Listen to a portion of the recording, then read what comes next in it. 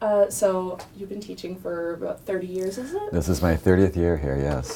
So, I mean, this is a basic question, but like, what called you into teaching? I mean, I know you were a performer for years, and Good question. Well, I think I've always wanted to teach.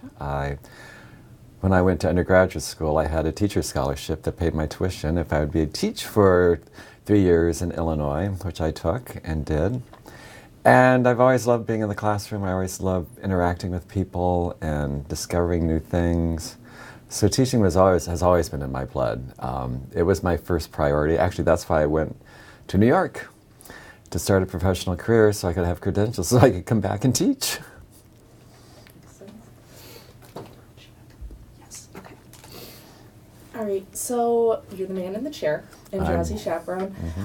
How did that come about? Like, were you approached for it? Was it something that you've always wanted to do? Like, how did that work out? When I first saw it on Broadway, I just went, oh my, man in the chair, that man is me, in many ways. And I directed and choreographed a production of it at Southern Illinois University, Carbondale, years back. And Matt Buffalo, who graduated from here with an MFA, played the man in the chair. And we were going through it, and then at one point I said, I think I'd really like to do this at some point. So it's been in the back of my head. And when we were talking about my last year here, we thought, well, this might be a good way to help raise scholarship money. And that was the main point of me doing this, is to raise scholarship money. Though I've always wanted to do it. And the last time I did a role with lines and a character in a play was 1979. And it's not like falling off a bicycle. Acting is hard work. So all of that kind of went into it for that. What is this about the scholarship money? I hadn't heard about that.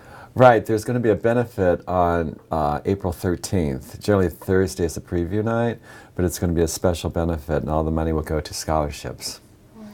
Because we don't have a lot of scholarship money within the department. We do in the university, but not the department. That's awesome. So you've won awards for teaching, performing, directing, but what's like been your greatest accomplishment in your time at IU? I know that's a broad question. My greatest accomplishment, oh my! Or like a favorite memory or something. I think, my favorite, oh God, there's so many. There are just so many. I think a lot of it, favorite memories are when I'd be putting together the BFA class for the fall, and also teaching Acting 1 these past few years has truly been a treat. It had been a long time since I'd taught Acting 1, and it was just a really wonderful experience. I think I've been teaching it for 3 years now, or 4, and I don't know, it just, each time I'd go into that class, it was like I was going home, and this is what I really love to do.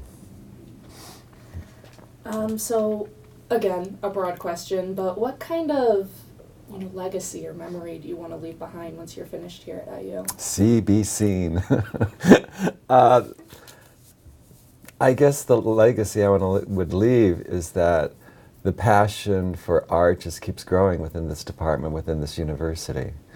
And it's not something concrete, because I think a legacy is a seed that grows, or it just becomes stagnant and dies.